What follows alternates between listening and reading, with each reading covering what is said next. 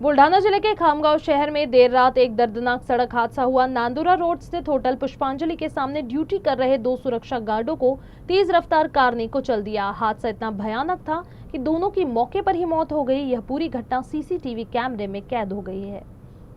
जानकारी के अनुसार 14 मई की रात करीब 11:30 बजे 64 वर्षीय गोविंद किशन शेगोकार और 41 वर्षीय विवेक देवीदास पायधन होटल पुष्पांजलि के बाहर सुरक्षा गार्ड के रूप में ड्यूटी कर रहे थे। तभी नांदुरा रोड की ओर से तेज रफ्तार में आ रही सफेद रंग की वैगनर कार ने दोनों को जोरदार टक्कर मार दी। टक्कर इतनी भीषण थी कि दोनों गार्ड दूर जा गिरे। घायल अवस्था में दोनों को अस्पताल ले जाया गया, लेकिन रास्ते में ही उनकी मौत हो गई।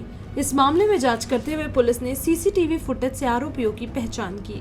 आरोपी कार चालक की पहचान प्रितपाल सिंह अमरजीत सिंह संधू के रूप में हुई, जिसके बाद पुलिस ने आरोपी चालक को गिरफ्तार कर विभिन्न धाराओं के तहत मामला दर्ज कर लिया है और इस मामले में आगे की जांच जारी है।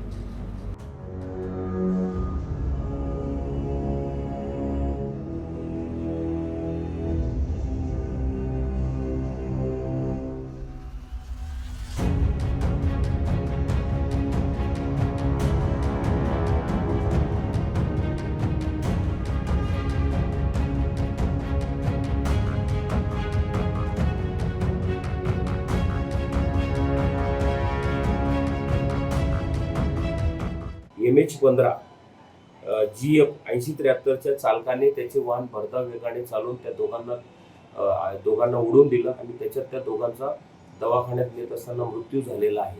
अशा याच्यावरून आपण आरोपी विरुद्ध भारतीय न्याय संहिता कलम 106(1), 125(1) अ, 281 आणि MF 134, 177 प्रमाणे गुन्हा दाखल केलेला आहे।